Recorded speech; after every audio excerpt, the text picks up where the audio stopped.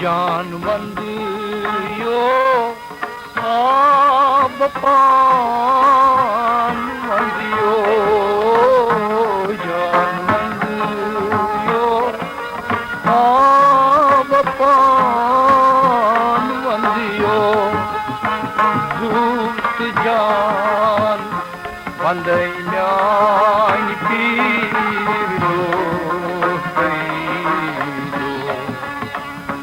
Panun pan bandiya jaan kiru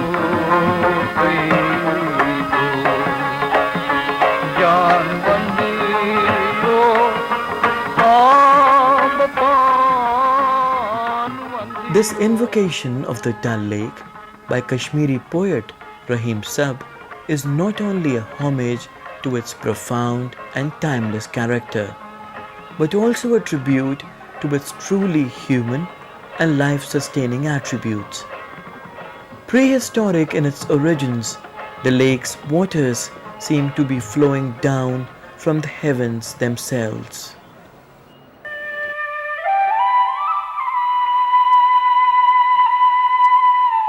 The undulating Himalayan valley of Kashmir, surrounded by mighty mountain ranges, abounds in mountain terrains, lakes and swamps. All these water bodies are reminiscent of the huge lake that once existed in the bosom of the cup-shaped valley located in the northern part of India. Drop by drop, the water from the melting glaciers and thick layers of snow on the summits of mountains gives birth to countless streams, rivulets, brooks and creeks that continuously flow down the navigable lakes. Though nature left nothing undone to bestow Kashmir with breathtaking scenic beauty, salubrious climate and resplendent landscape, yet its best accomplishment was the Dal Lake, truly the jewel in its crown. I remember how as a kid I would on weekends quite often accompany my dad for swimming on its bathing boats. It would be an exciting experience to watch my dad dive from the deck into its shimmering crystal clear waters, surrounded by Hari Parbat Fort on its west, famous Hazrat Bal Shrine on the northwest, and Mughal Gardens on the north. A panoramic view from the Shankaracharya Hill on the east of the lake would give an enthralling view of the vast Dal Lake spread from one end to another. Sitting on a rock behind the Shiva temple at the Shankaracharya Hill, Dad would narrate the magnificent past of the lake, which was once spread over to 75 square kilometers. He would feel elated telling me how Prime Minister Nehru made his annual visits to the valley a regular feature, primarily because of his fascination for its sweet waters and his passion for a swim in it. He was also known to go in a procession through its different navigable routes and those of the neighboring river Jhelum to make contact with the valley's people.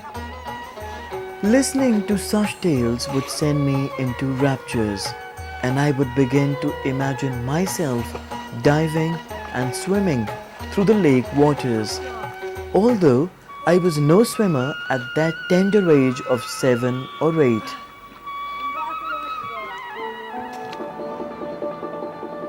The lake is supposed to have had its mood swings and unfolded a new look almost every kilometer.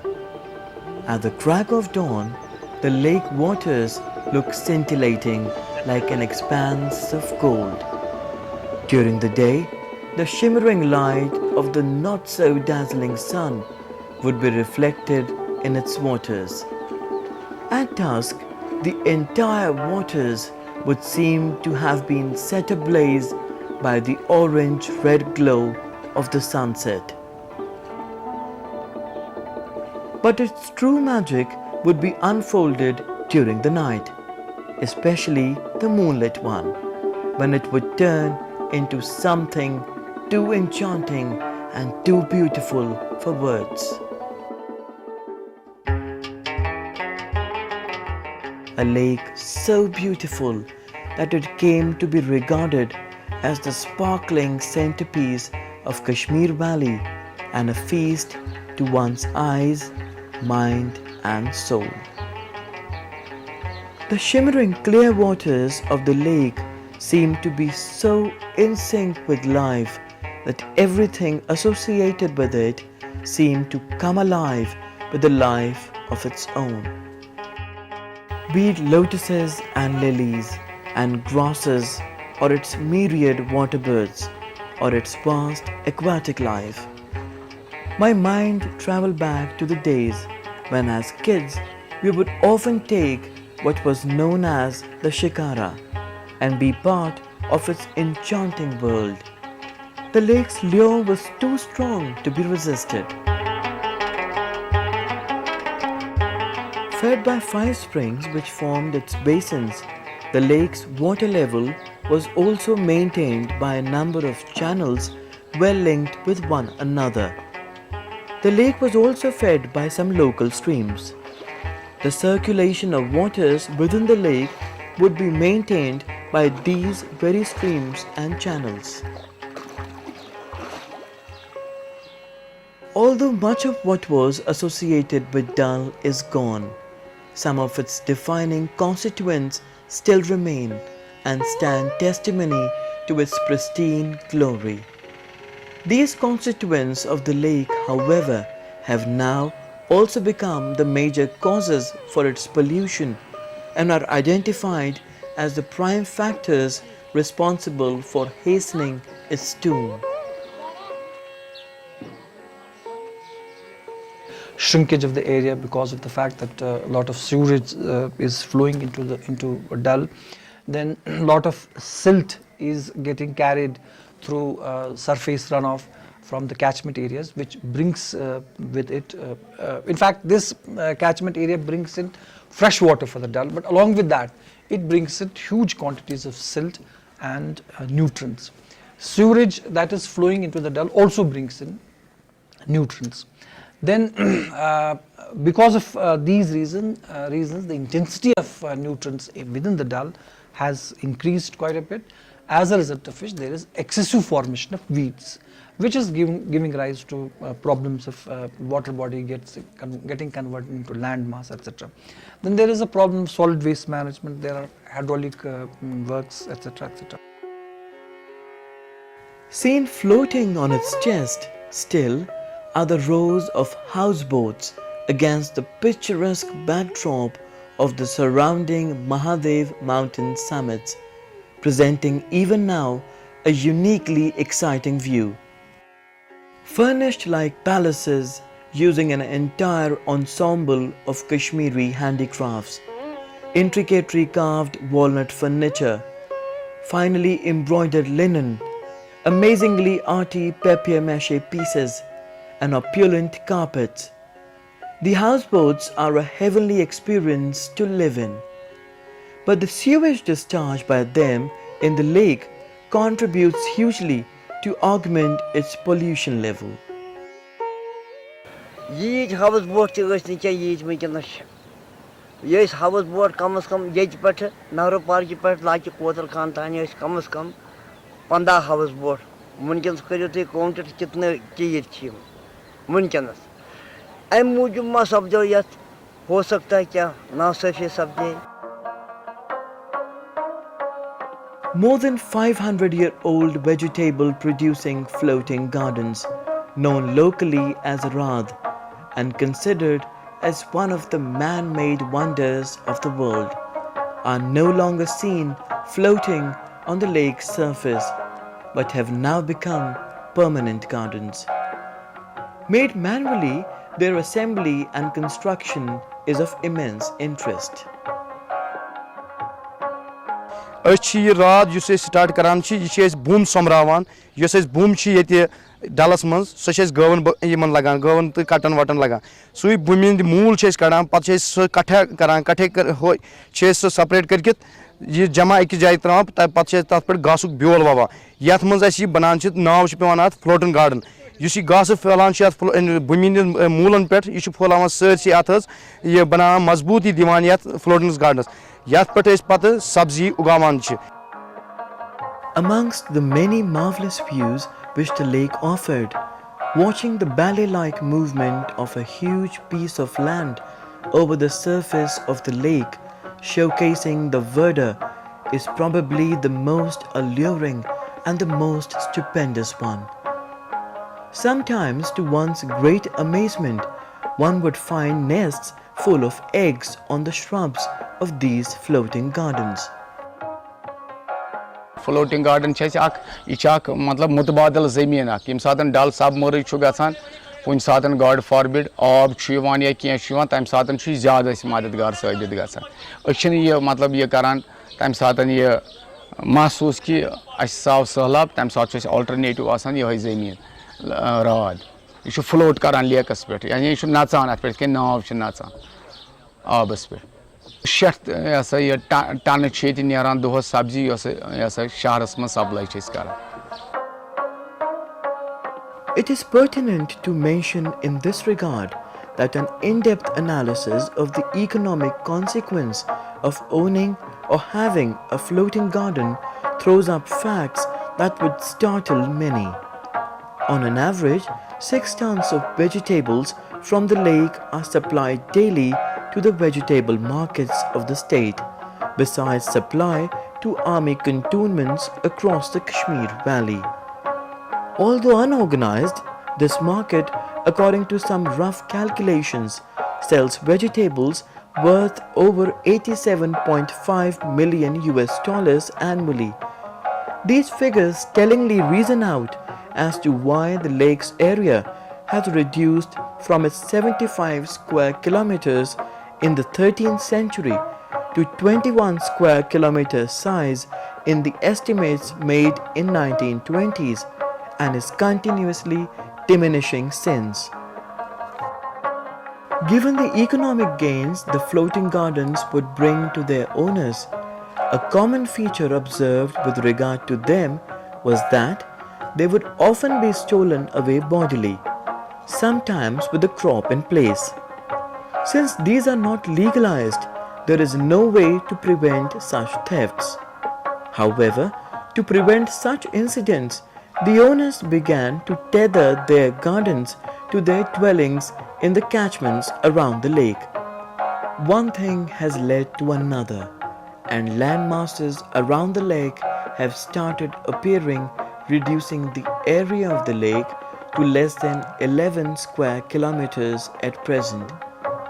The floating gardens are no longer floating chunks of clay and silt, but permanent fixtures, instrumental in creating more and more fishermen villages on and around the lake, and thus further diminishing its size. The people who were living in the surrounding areas, they got a cue out of it that we can go for this filling of the shallower areas of the lake.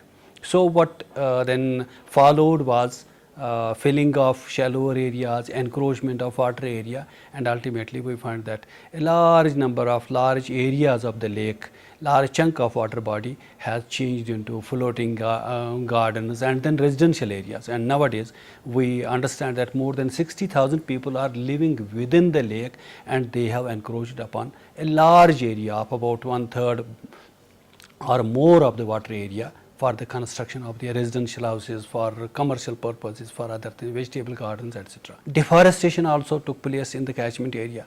We find that the Achigam area or Dara catchment area, all these have got deforested, denuded forests. We find that, and because of deforestation, what has happened that soil erosion took place, and soil erosion, once there is soil erosion in the catchment, that got the eroded soil found its easy way along with the rainfall, along with the water, surface runoff into the lake. So day by day our lake got shallowed up, got silted up, and that siltation of the lake resulted in shallowing of the water, and that shallowing resulted in further encroachments. While the loss of its area is the reason alarming enough, but a related one responsible for hastening the lake's end is the deteriorating quality of its waters. The sewage and human refuse which is discharged into it from the houseboats and the newly created dwellings is the primary reason resulting in the deterioration of the lake's water quality and in the snuffing out of its vast aquatic life. As soon as the productivity of the water increased, the water quality decreased, it deteriorated, the water was not fit for the environment was not fit for these fishes, and we find that many of them have already been extirpated from this particular water body. For example, in early 20th century, by 1950, we had a peculiar type of small fish known as ramagurun, Boatia birdii. That was very common in it, and it was it was even used as a medicinal fish. It had very high nutritive value. And presently, we don't have this fish available in the lake. It's already gone. No more present in the water body. Similarly, we had Kashmiri, this what I was talking about, snow trouts. We had khont in the which was recorded. Our these research scholars of this 1970s, they have reported khont from Dal Lake. Nowadays, we don't find it anywhere. Similarly, we have another churu. It is present settled, but in very small numbers. Instead, what we find nowadays, we find that common carp, which was not local fish. It was introduced in 1950s in Kashmir Valley, and now everywhere we find this common carp has encroached upon. It is there. It has become an invasive species. Now the condition has reached at the moment. Even this species, which is a versatile fish and can grow in different types of waters, even in very polluted waters, even the population of this species has got affected in the lake. Such is the condition of this particular water body. Equally responsible for polluting the lake water is the use of manures, fertilizers and pesticides by the owners of the floating gardens to augment their produce.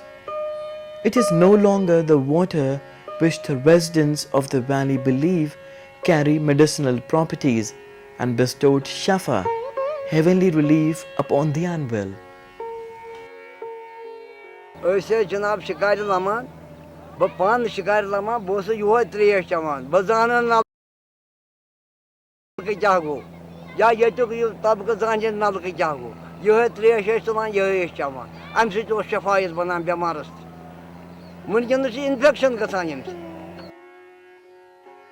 Government's apathy and man's greed has led us to a situation that might finally lead to the death of the Dal Lake. If that were to happen, it would be an environmental calamity of the first order. There was a time when several bird species like eastern skylark, fishing eagle, pheasant-tailed jacanda, grey heron and little grebe used to visit the lake in different seasons. But all these birds have disappeared and no birds sing anymore. Birds were coming to it centuries back or 1 century back. They were coming to a certain type of habitat, to a certain type of water quality. One is that water quality has changed. One is that plant this composition has changed. They must have been coming to a particular area where there was a particular depth of water, particular clarity of water, and then particular type of plant over there. And that particular plant would lead to particular fish and particular this other animal there. When that whole situation is changed, we don't have that original situation. This changed situation has resulted in that that particular bird which was coming to this area does not find that area suitable. What was deemed as a water body of inconceivable beauty and an ecological treasure has, like many other such wonderful treasures, gone the way of yet another ecological disaster. It will take yet another Herculean human effort to nurture this heavenly wonder back into life and sustain it for future generations. What is happening to Dal Lake is cultural, that the process is being speeded up. It has got accelerated because of human interventions. You are saying that it has got reduced. Yes, it has got reduced. At the moment, it is something between 11 or 12 square kilometers area, water area is there. And if nothing is done to it, yes, of course, it will change into a wetland. Although, as per scientific nomenclature, it is already a wetland. It is included as a wetland because it is very shallow, and now it will change into a marsh. An ecosystem we are losing. Maybe a marsh is formed, then it will ultimately result in the formation of dry land. But that is not what we need. We need Dal Lake there, and we need it in a good condition, not just like a cesspool. My revisit to Dal is nearing its end. I look in the distance, watch the timber-roofed houseboats sitting in quiet on the lake waters, the fishermen and shikarawalas rowing back home, spent up after a day's toil, housewives oblivious of everything, washing and cleaning and cooking, and as always sending out good smells from the kitchens. It is going to be dinner time soon. But right here close to me, I see Dal stand bone down. Is the lake sore and angry, or simply withdrawn and aloof and glum? One doesn't know for sure. I close my eyes and think of my father, the splashing of lake waters on his eager, happy body, and I watching him from the shore, my feet dangling in the crystal clear waters, so reassuringly fresh then, not so now. Here, in this moment, there is an uncertainty in the air. Is Dal going to forsake us, or like the phoenix, spring back to life from its ashes? As of now, one doesn't know. I feel alone and sad and weighed down. The day has come to an end. I look up at the lowering sun. From somewhere not very far, the profound words of the Sufi poet fill the air.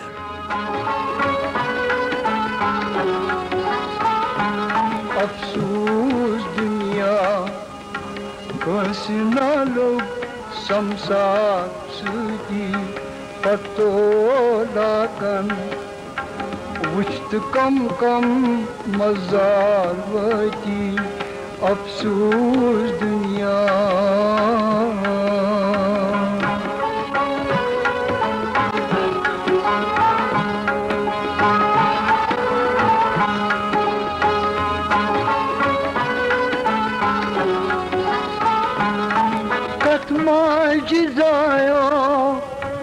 क्या जी आया अवलई ज़ाती कत्मा जिज़ायो क्या जी आया अवलई ज़ाती नंगई तू ननुई अथ चुनुई क्या Shuey जसती नंगई तू ननुई अथ चुनुई क्या शुई जसती अफसोस दुनिया